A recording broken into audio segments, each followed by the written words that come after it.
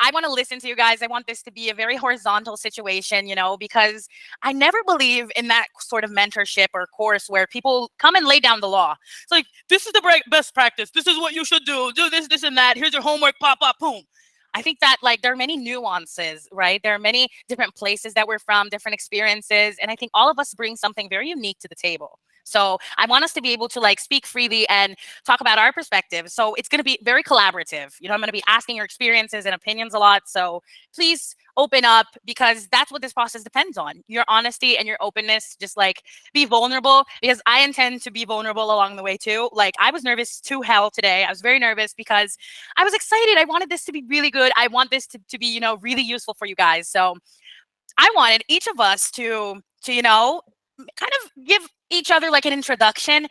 And I think we could focus this introduction on expressing our intentions for being here. Maybe our biggest goal in this, and also our biggest fear, not just about this mentorship, but about teaching in general. What would be our biggest fear regarding teaching, and what is our biggest goal regarding teaching too? Okay, so my biggest goal is to change education. I would love to see education different. When I listen to students talking about their regular schools, I feel flustered, angry, because it's just students copying things off of fucking boards, and students aren't learning, and it just revolts me. So I would love to change the world. And my biggest fear, I would say, is I don't know. My biggest fear is not being able to communicate everything I want to communicate, is not having time or not administrating my time well enough so that I could do everything I want to do in my life. I have some really ambitious goals, and maybe I'm too ambitious in my goals, but we're going to see along the way. So that's my fear. So can I call you guys in the order I'm seeing here? Or do you guys want to raise your hands if you're ready? Doesn't matter? Okay. It's up to you. So Rebecca, tell us. I see Rebecca here first, so tell us. Okay, so I don't know. I think my biggest goal, when you talk about changing education, it really touches me, because it really bothers me how education is right now. And we've talked a little bit, and I told you that I've worked at a very traditional school here. And after my first year, I was exhausting. Teaching the same thing, using only the board, and the school was asking me to teach in this way all the time. So I was feeling exhausted. So I'd say I love the idea of changing education.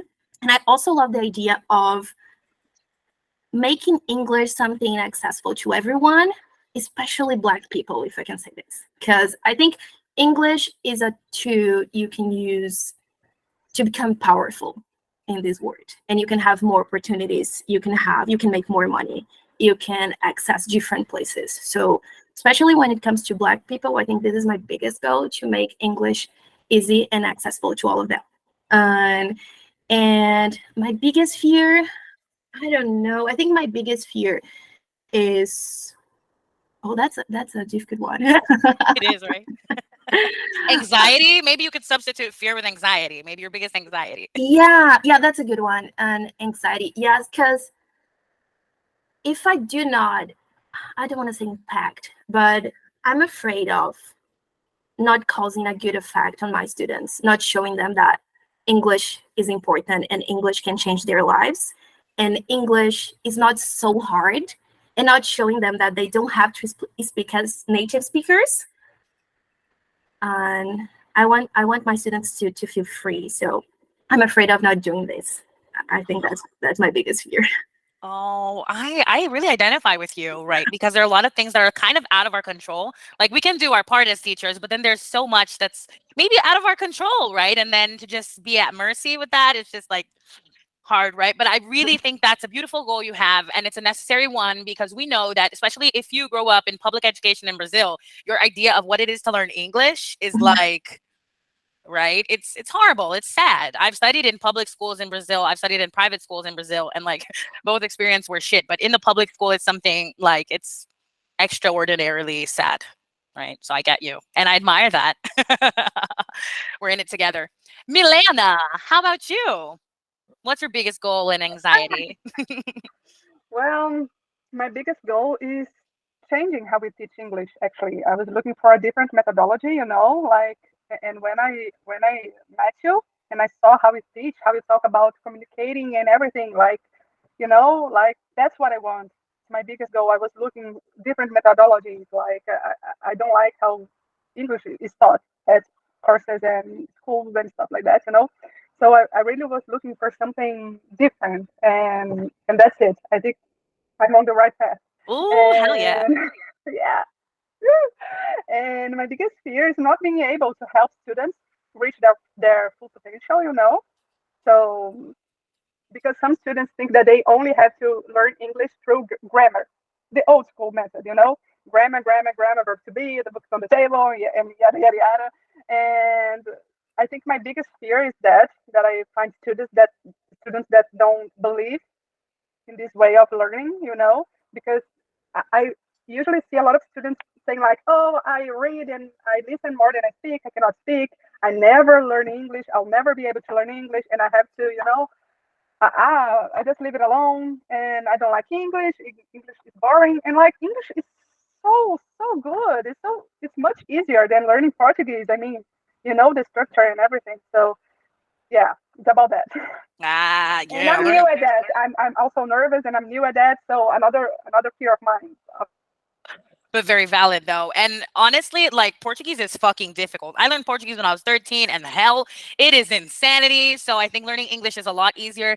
But there's a lot we have to go up against, right? It's them growing up in a whole system that we need to reform. And that doesn't come through osmosis. That doesn't come through us just coming and having a lot of conversation in To class. be a good teacher, because Sorry? No, sorry, you were cutting and I didn't hear you. Sorry. Can you repeat? listening there now. Oh, sorry, I thought you were. Can you guys hear me well? Okay. Milan, I think it's your internet. So I was saying that, there's a lot we have to go up against, and a lot of that has to be done through open and honest conversations in class. We can't just come and bring the methodology and then not give them context and not give them, the theory of why we are doing what we're doing. Because I think while I was just coming to classes with my methodology, it was one situation. But when I started explaining to students why I was doing what I was doing and I had that knowledge to do so, then things changed and I started feeling that imposterism of like, what I'm doing, is it enough? So I totally get you. And I hope that with this mentorship, we can get that out of the way. Oh, Ju, you're having trouble with your internet. Me, are you hearing me well now? Okay, good. And Ivaldo, how about you? So, guys, what am I supposed to say? My biggest goal and Anxiety or fear. anxiety. Okay, my biggest goal, I think, is like they said, is like to change the lives of my students. Is like to touch them, to show them that English is one of the best things ever. And it's not complicated. Because like if you only think about the grammar, man, you run away. But if if you get English and bring to your reality things that you like, songs, games, TV series, movies, is one of the best things ever. And my biggest fear, anxiety, I think, is to fail as a teacher. It's kind of not helping my students, not showing them the good side of English. I think it's like when you fail, when you don't succeed. I think it's my biggest fear. So like I can tell one example. Last week I had a class and I had to taught them the present perfect. And guys, present perfect to students is Jesus freaking Christ, one of the hardest things ever. So okay, I had 15 minutes. It was in a particular school, and okay, I tried to do my best. I put every single detail on board and like explain and go back and forth, back and okay. I finished the class, and one of my students, he's kind of average. He came to me and said, "Teacher, I learned everything. Thank you so much for this class. I really, really understood. Thank you." I almost cried. Like this single student made my day, like, okay, my 50 minutes counted because one of them at least learned present perfect. Oh, that is awesome. And I think every teacher feels that fear of failing as a teacher, of not teaching. And oh my God, you said that class about Present Perfect. I have cried after classes of Present Perfect. Like I taught the class and I was like, oh my God, I think they understood like nothing. I think that was like the shittiest class I ever taught. And then the next class, the students were using the fucking Present Perfect. And I was like, okay.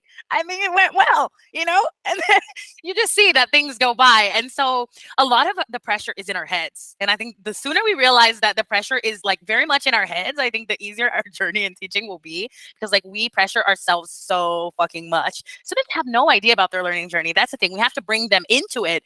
But ultimately, the ones with the expectations are us. We're the ones that have high expectations, right? So got to keep an eye on that. Amanda? So I totally sympathize with everything that you just said, but I don't know. I'm kind of living a moment right now. So if you ask me that in like 2 months ago, probably I would say that I want to change the education and I want to make a big impact and everything like that because I was a dreamer. But right now, I face a challenge like see the things how they are. And now, today, maybe this will change in the next month, but right now I just want to understand how can I impact, but not like all the education, but in my area, like in my school, with my students, because I currently work in a school that is that it's this is so difficult to say, but it's true. It's a racist school, and this is driving me insane.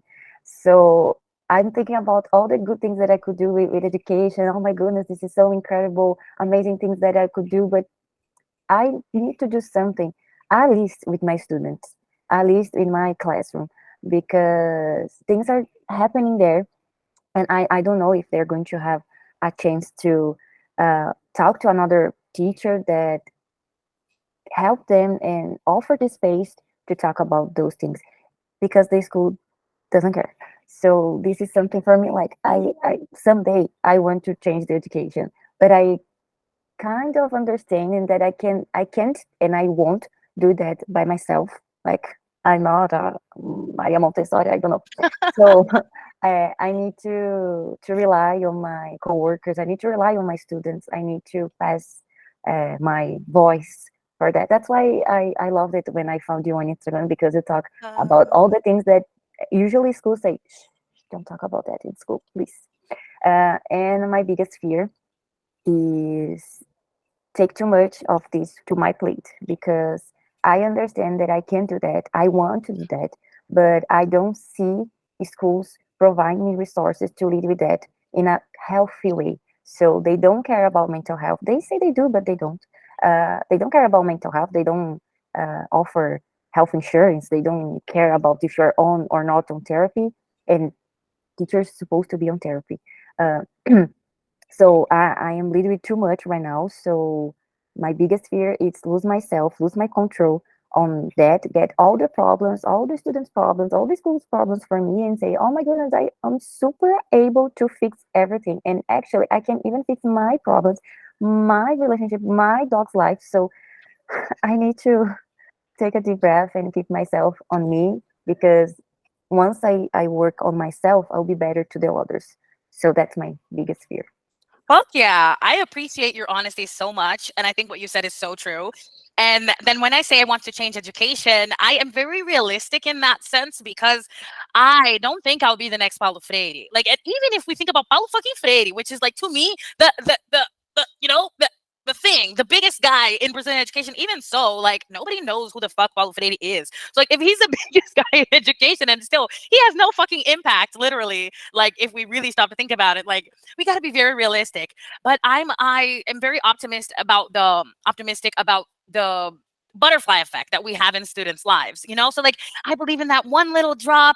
That one little drop is just a little drop, but still it's a part of the ocean in a certain sense. You know, that's a very hippie thing to say. But I think that small little things we do maybe affect them in the long term. Bell Hooks talks about a lot about that, about how sometimes the things we do in the classroom, the space we give them, the reflections we provide are what fuels them to improve other aspects of their lives. And that's what Paulo Freire talks about too. When we change education and we're not like the sole owners of the knowledge and blah, blah, blah, we have less on our backs. we make things more horizontal, and then we break this idea of us having to take care of everything, because we're planting seeds for reflection so they can build the reality they want. We're not building that reality for them because we cannot. We're not capable, you know? But I understand your anxiety, and I wish we could change the whole world, and I wish we could do things like that, and that we could handle everything, but we can't. We can only handle this right here, right? So I hope this empowers you to be able to affect your micro circles, because that has, you know, a lot of potential for change. Kareen? Hello. So I'd say that my biggest goal is to be a good guide to my students when it comes to the English learning process, because I know that not only the English learning process, but learning in general, because it can be such a tiring, such a frustrating process for most people, and especially when it comes to language learning. There's a lot of details and pronunciation and accents. People are so worried about all of that, and I want to be a good guide to my students when it comes to that. But at the same time, there comes my fear of not being able to do that, of not being a good teacher, a good guide, of not being good at that. So yeah, it's basically that. I hope you guys are feeling like really connected to each other by now, because like y'all are sharing the same fears Yeah. ultimately. So I'm loving the patterns here. I'm loving this group therapy session. Liz, how about you, my love? Hi guys, are you listening to me? Can you hear me Perfectly. well? Oh, okay. So I super duper identify myself with everything you guys said. When Amanda talked about, I even can figure it out my dog's life. I was like, oh my gosh, that's me right now. But like everything you guys just said, like as what Rebecca said about Black people, you know, about the education in general. When I found Bia, I was like, oh my gosh, that's it. Because I was really like thinking, how can I fit as a teacher? And my thoughts are very different from every you know, like the teacher model we have, you know. And I was like, I will never fit in because my ideas are totally different. I really believe in, you know, in education as freedom, you know, like I have a little class with little kids, so I let them enjoy the class, participate. I know little guys, so I'm very happy to be here. Like with Bia, I was like, oh my gosh, a free mentorship from Bia. That's exactly what I needed. And to meet you guys is like perfect. It's the combo. Yes, I'm very excited to be here. And I have Liz. to say my anxiety is the same. It's a little bit of everything you guys just said. And right now, as I've been working, trying hard, like with my small business since 2020, to find students like who has like kind of the same idea. I have a student that works in social. I'm into social, you know, in my project with the kids. So one of my goals is like to teach people that are really doing impact, you know, to teach English to them. So then, like, just as you guys said, like English can provide you to reach like all over the world. So then, that's one of the anxieties I have, because I get a student, then these students like to, you know, it's kind of hard to teach them. They think it's the old method of English. It's it is the best one, you know. It's so that's my struggle right now. I don't know if you guys got it. Mm, Sorry. we got it, and Yeah. I think that a lot of us feel that way. Like honestly, we're breaking generational cycles. We're breaking educational generational cycles, you know. So it's a whole thing. It's a lot, but I'm A glad to lot. have you. You were the first person to enroll in this mentorship. You were the first person I told about this mentorship, so I was so you're very happy. I was welcome. very happy. Guys, I need to I'm meet glad. Bia. We all need. I need to go to Rio. I'm a big fan. Me too. I'm a big fan too of you. Not of me, but maybe of me sometimes too. Hello, Paulina. Tell us. Oh, hi guys. Well, my biggest goal, as some of you said, as you said there, we're almost in the same path. Everybody here has the same fears mostly, but the same goal as well. I used to think that, well, I don't have a degree in English teaching, but I graduated as a chemistry teacher. And even before that, I was thinking about changing education, changing my students' world, you know. And last year, in the last subject I took at university, the teacher was talking to us about that. We won't be able to maybe change, probably we won't be able to change education in Brazil, but just like you said, Bia, every single drop, they will make a difference. And that's how I feel now. That, well, I think I told you that English changed my life, and we know how English is important.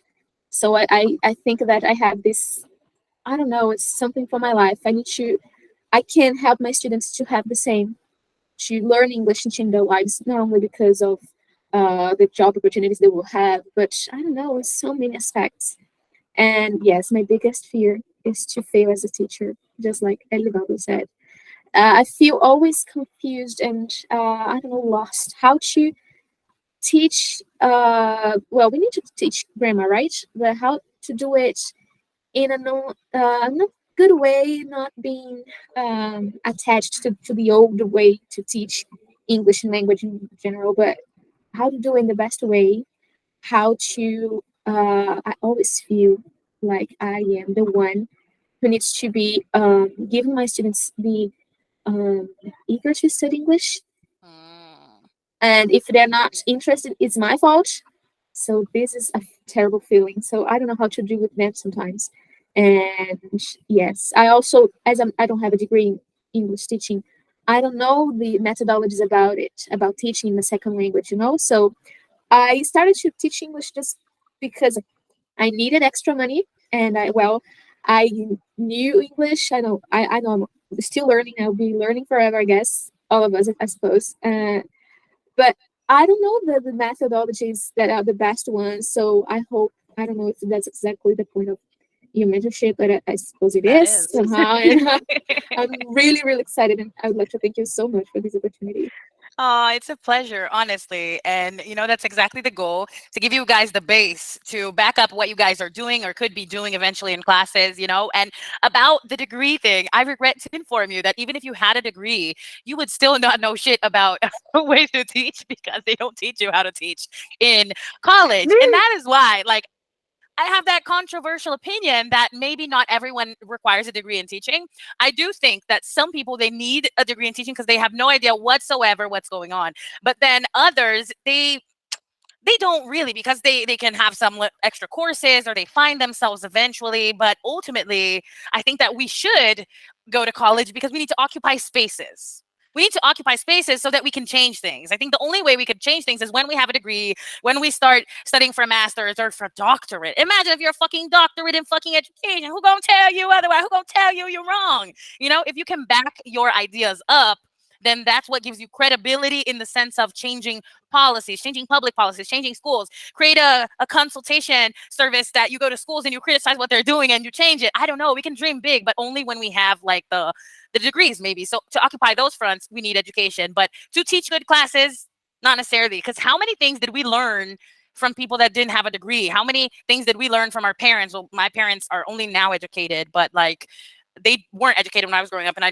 I I met the world through them. So I think that there's a lot to say about that. Lise, did you want to say something? No, you just answered my question when you were speaking. Because I was like, I was gonna ask you, do you recommend us to get a degree? Because guys, I have a degree in tourism. So I came from the hospitality, industry, and tourism. So and then no, I really fucking love English, and then I start teaching, but I don't have a degree, Paula, just like you. I don't.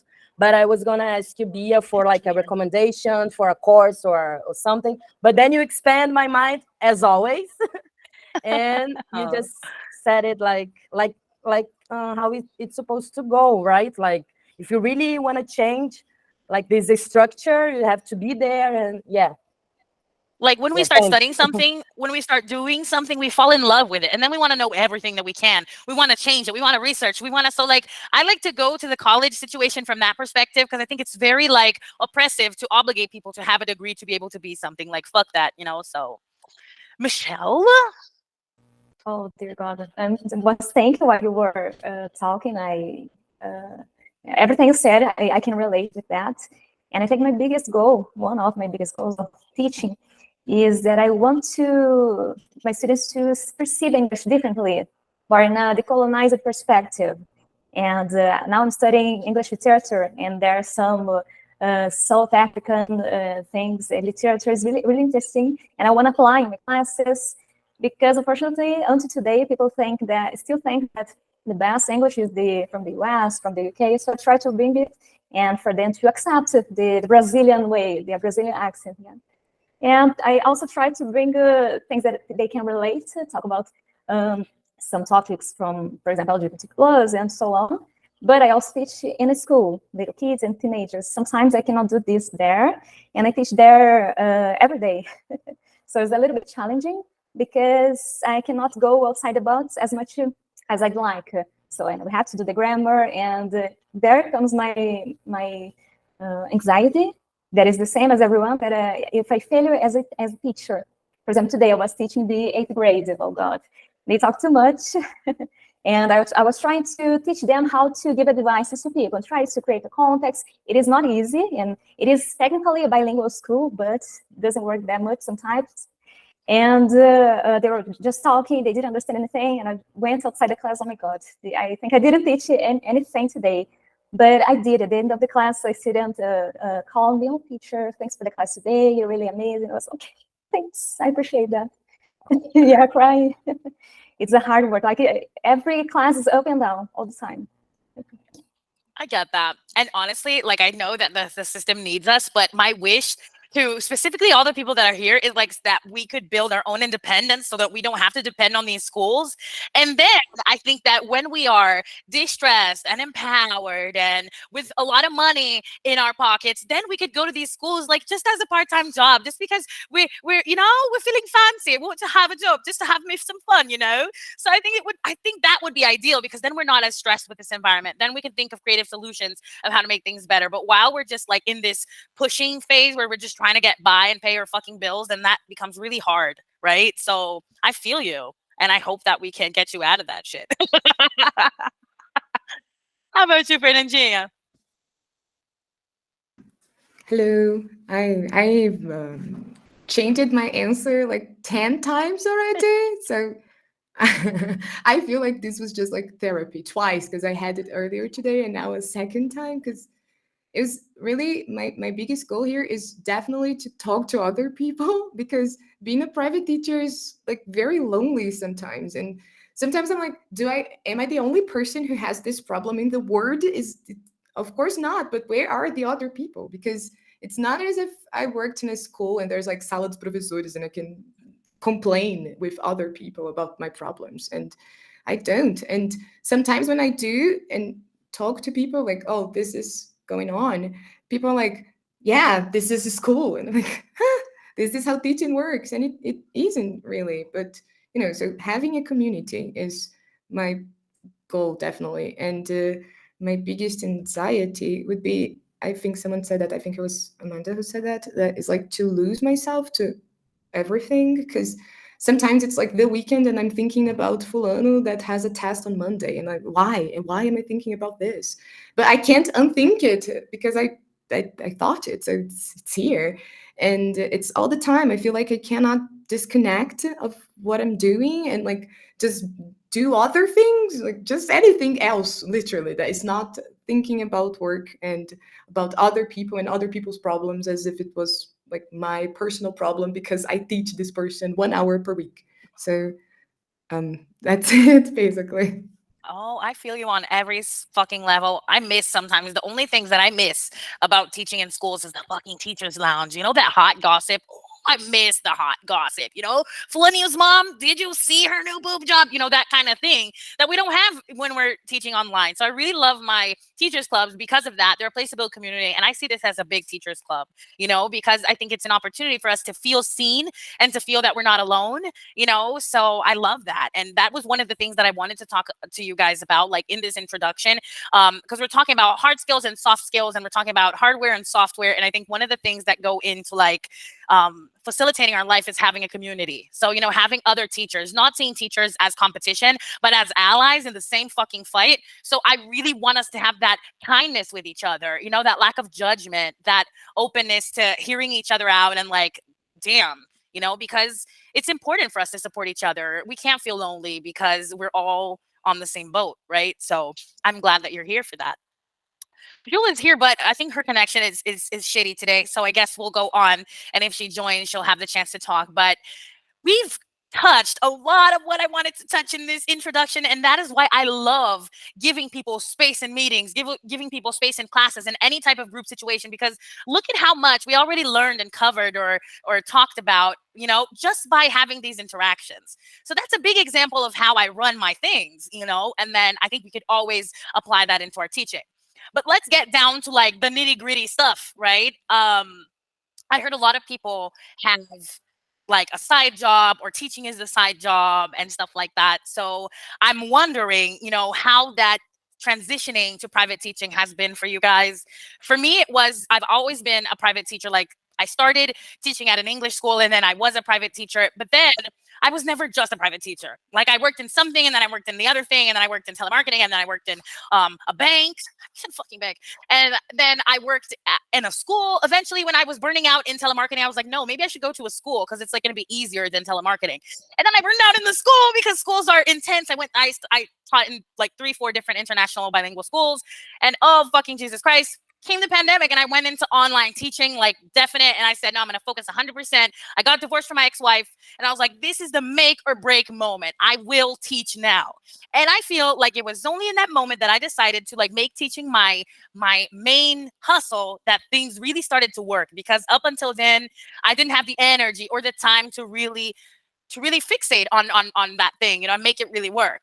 So I'm wondering if anyone has something to share or say about their transition into teaching, if that's something they want to do or how they're struggling with that. I don't know. Does anyone have something to say?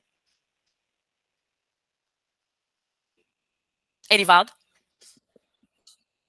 I started doing letras, the graduation courses, but the final of the course, I had some mental issues, and with my I don't know how to say that, but I think it's final term paper, TCC. But Yeah, anyway, your thesis, your final thesis or whatever. yes, I had a problem with that, so like I couldn't finish the course, so I gave up. I was like a rebel about it, and I worked in a ceramic industry for like 3 years, and was those 3 years were the worst years of my life. Like every single day I needed to wake up to work in a place that I hated, to like work with people that I hated even much. You know, like it's a nasty place. You know, a lot of fake people, and I was like at my limit after 3 years. So I decided to try something new. And like to finish my course, I just had to like do 2 subjects. Okay. So on my vacation, I had 1 month, and I said, man, it's now or never. I will never come back to this ceramic industry, and I'll try something new. And like in the last week of my vacation, one of my friends, he was an English teacher at the time. He said, man, at my school, they are like looking for a teacher. Why won't you try it? And I was like, bitch, I only know English for me, you know, like I only study for me. I cannot teach. I'm not a teacher. But he was like, no, man, try it. You can. You are good and you are fluent. And I was like, man, I'm not fluent. Come on. I make a lot of mistakes. I cannot teach people. And okay, I tried it. I went to my job interview shaking like a mother flower. And Feel free, motherfucker. you know, like, and the funniest thing about it was like I was in front of my actual bosses, and they said, okay, speak about yourself. And I was like, in English? In an English school? Like, in English? Yeah, please, in English. Damn, girl, I almost passed out. So yeah, was it? So from now, I've been teaching for about a year, and was the best choice of my life. You know, I discovered that I am a teacher. You know, I am a real, like, I love to be in a classroom with the mood of my students. I know, like, and the thing is, when I started teaching, I thought, okay, I had to be serious, you know, like a serious person, a serious teacher with the methodology, but I can't. I am the goofy teacher, who tells jokes and make the class more fun. Because we all were students at some point, and I hated those serious subjects. So for me, you will learn more having fun. And that's why I try to do in every single class that I teach. Of course, respecting the limits because we have to teach them. But okay, it's a funny process. So yeah, I changed it to a peon, like a peão de fábrica, chão de fábrica, to an English teacher in 1 year, and was the best choice. That is so cool. I'm glad you did that. I'm glad you made that transition. But we all need a breaking point, I feel, right? Like, what is our breaking point that makes us decide to finally focus on what is good for us, or to sometimes we need that kind of slap in the face from life. It's sad. I don't like to glorify this kind of thing, but sometimes we do need that hardship just to like pull us in the right direction. So I'm glad you did that, and I'm glad you found yourself. Rebecca? So I'd like to share a little of my story with you guys because as I said before, I'm an engineer and I was studying engineering and it was miserable. I mean, I was so sad. And I was also working in this crazy construction. I mean, I was miserable. It was horrible. So I had the opportunity to travel and that was insane because I went to Poland. And yes, Poland. And I was there to work as a volunteer teaching English and actually teaching Brazilian culture in English because I don't speak Polish and they don't speak Portuguese. So English was the language, of course. And it would be my first time teaching. I was super excited, but I really didn't know what I was doing, to be honest. I was like, what am I going to do with these people? Jeez. They look at me and they would say like, can I touch your hair? And I was like, dude, what is that? Please, what is going on? But I was really excited because it was different, and it was teaching and it was my chance to show Brazil in a different way. And my first question in class would be, when I say Brazil, tell me 3 words that come to your mind.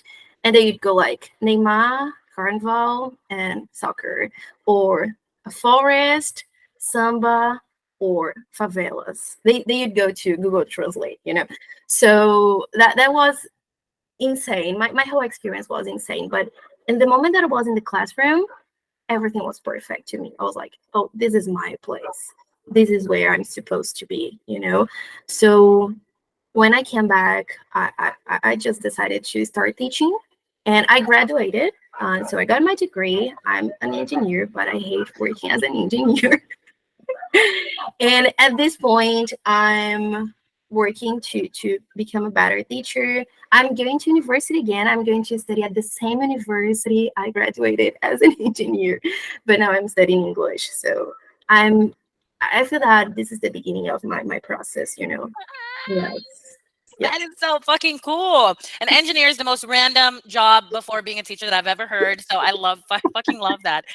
And like Poland, wow, to be a Black person in Poland, Jesus fucking Christ.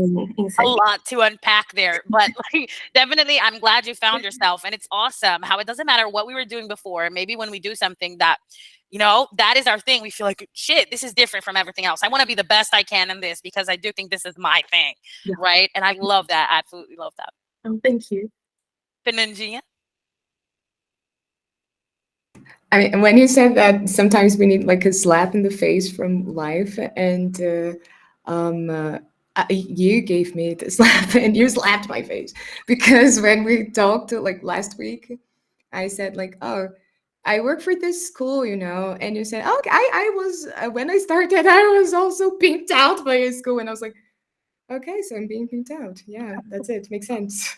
And it was definitely a moment because I always thought it was shitty, but never like in that shitty, and it is. But and I also like teach by myself, So and I'm here because I want to do that only, and not to work for a school, right? And mainly because it's for very rich people, and it's very difficult to because it's so far away from my reality that it's like anyway, so many things, and yeah, that's it. I just want to say that sometimes it's good to be slapped in the face because you move on with things. And I am very glad to slap you in the face in a non-violent way. I love that. I love that very much, honestly. And I think that we deserve better. The thing is that I always think people deserve better. So I'm always like, honey, that is not good enough for you. Honey, you could do better. Honey, no, you were getting pimped out, you know? And I have been there. I've had my pimp, you know, like a person that gives me classes and then they charge me, they give me like nothing. There was a teacher here, Julia, that I think she's being paid 10 reais per hour. And I've heard of like these teachers that are teacher mentors and they preach these things, but then when they have their own teachers and they pay 30 reais per hour. So I'm like, just no, people. Fuck no. Build your own shit, you know, build your own shit, be your own boss. And that is what I love about private online teaching, because then we have the chance to emancipate ourselves and to build something that's truly ours, you know? Of course, in the next meeting, we're going to cover the financial part, the pricing, all that stuff that makes teaching like kind of like scary, because you're like, oh, what if I get if I lev calote, something like that? What if I don't know how to charge the students? What if I don't know how much to charge? Or like, what if is it stable? I've heard a lot of people saying, oh, I don't go into online teaching. Fucking Marcos Elivaldo, your friend Marcos, he's always telling me like, oh my god, I don't go into private teaching because I need stability. I'm like, fuck you, Marcos, fuck you. Okay, there's no such thing as stability when you're an employee, because at any moment people could fire ass, you know. So I love the stability I have built for myself, because like that idea that my students are suddenly going to abandon me one day, that is the fear that every teacher fucking has, but it's not possible. Like, you would have to fuck up a lot for all of your students to quit at once. So I don't see that coming for any of us. So, you know, I think that this is a place to build stability for yourself, you know, to get paid a good salary, to decide when you want to work, how you want to work. Like, this is the moment to build that. You don't need to be confident. You don't need to trust your abilities as a teacher yet. You just need to be hungry enough. You just need to be thirsty enough to get them bills paid. You know, it is not about confidence. Fuck being confident. You know, I think I wasn't confident when I started, but the fact that I had a baby growing inside of me, you know, I was like, I'm gonna have to market myself or else this child is going to be hungry. So that's just how it is, right? We need the slaps. But anyways, just so we don't say we didn't cover anything, you know, substantial today, I wanted to talk about like the software part of teaching, because I think it's very obvious that we need like to have a webcam where people can see us. I think it's very important to have like stable view, so we're not shaking during class. I think it's important to have a stable background where people are not passing all the time, like behind you. That sort of stuff is like basic shit, right? But then I think that I see a lot of teachers using different platforms for teaching, and I wanted to like say what I use and maybe have other perspectives here. I use Google. I'm a Google bitch. I'm Google's bitch. I will always be Google's bitch because it is on the cloud. That shit is just on the cloud. I can open it from any computer. I just log in with my Google account. So I use Google Meet, right? I pay 30 something per month or 10 something per month, and then I can have limitless calls and I can record things. And, you know, I even have this thing that I can schedule things through it, like a scheduling link. So Google is awesome, but like I use it to document my classes also when I'm going to create the class log of what we've been doing. I create my slides all through Google Slides too. So I love that integration, how it works. My beef with Zoom, for example, is that 40-minute time limit. Like that 40-minute time limit, gotta keep sending on the link. Oh, again, join the call again. It's gonna end. Okay, join the call. I think that totally disrupts the vibe.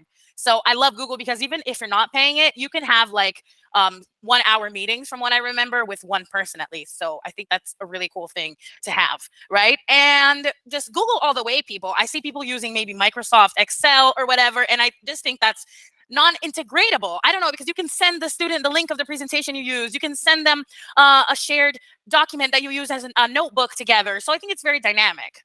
But in these last minutes, I would love you guys to chat, to type in the chat what you guys have been using to teach your classes. And then if anything different comes up, maybe we could talk about that. So could you tell me what you use in your classes? Google, Google, Google. We Google bitches. We Google bitches. Okay. So yeah, I think that one wasn't even so necessary to talk about, right? Because Google is the shit. I'm not talking to no rookies. We are Zoom haters. Hell yes. I don't even like listening to the name no more. But one thing I do like is that when we share a screen in Zoom, we can make the picture of the person bigger. And then here, like if we share the screen, it's just this big ass thing that's going to be there. And you know, for the people. So I don't like sharing my screen too much because I feel like I can't see people in the eye. Like, I have a presentation for everything that we've been through today here, but I don't want to share my screen because I wanted to see all beautiful faces, right? So anyways, this was a pleasure, a big, big, big pleasure. I think we're off to a great start. We're connected. We are in sync. Next class, we will talk about finances and student management, you know, how to take care of that money, honey. I will be adding y'all to my lesson spreadsheet, okay? So you feel free to explore that, to use those classes, to copy the classes and make your own versions, okay? Go crazy at it. It's ever growing. And I will see you next week, okay, baby cakes? This has been a Thank you so pleasure. much. Thank you, Bia. Bye. Bye-bye. Bye bye, guys. See you next week. Bye. See you. See ya. See ya.